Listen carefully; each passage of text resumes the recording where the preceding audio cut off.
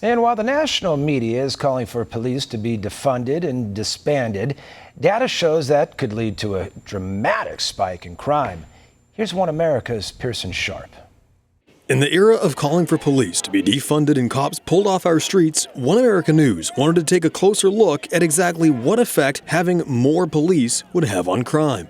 Looking back to previous administrations, both Democrats and Republicans have supported hiring more police, with Clinton and Obama giving their full support to expanding the police force. 2019 polling from Civis Analytics also shows that black voters are just as likely as white voters to support the idea of hiring more police. In fact, in 2015, African Americans reported one of their biggest complaints about the criminal justice system overall was that black neighborhoods actually have a shortage of police officers. And historically, there's a lot of data to back that up, suggesting that increasing police presence on the streets directly leads to a decrease in crime. In 2005, researchers studied crime in Washington, D.C. and found that when police were deployed in areas around the city, crime decreased significantly, particularly around the National Mall. The same study also found that with fewer police on the streets, arrests actually went up because people were emboldened by the lack of police and committed more crime as a result. In other words, just having more police meant people were less likely to commit a crime in the first place.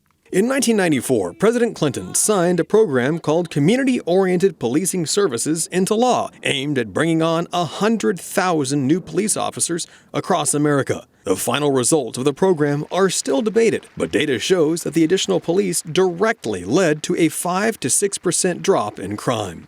Because of that bill, we had a 25-year low in crime, a 33 low in the murder rate, and listen to this. Because of that and the background check law, we had a 46-year low in the deaths of people by gun violence. And who you think those lives were that mattered? Whose lives were saved that mattered?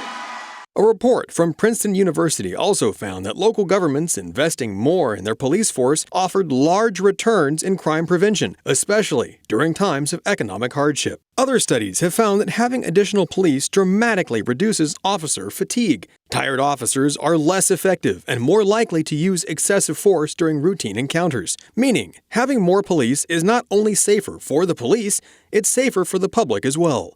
In another example, in New York in the 1980s and early 90s, crime was at an all-time high. In Brooklyn in 1990 and 91, homicides in the city topped 2,200 both years. That's when Mayor David Dinkins, a black Democrat, started a new program called Safe Street, Safe City, which ultimately hired over 6,000 new police officers. Crime steadily fell in New York until in 2018, just 289 homicides were committed across the entire city. Traditionally, hiring more police hasn't been a controversial or political topic. In 2009, Obama spent $1 billion on efforts to hire more local police, and there was no pushback from politicians on the left. Polling even found that following the death of Michael Brown and the riots in Ferguson, Missouri, nearly 60% of African Americans said they had a favorable opinion of their local police and even supported hiring more officers. The bottom line is that all the data we have clearly shows having more police officers patrolling a city directly leads to lower crime. The only question is, will politicians today cave in to the demands of militant protesters and take the police off our streets, or will they follow the path that has historically made Americans safer? Pearson Sharp, One America News. Want to see more videos like this? Click on the link below and subscribe to One America News on YouTube, and call your cable provider and kindly demand that One America News is added to your lineup. Call and subscribe today.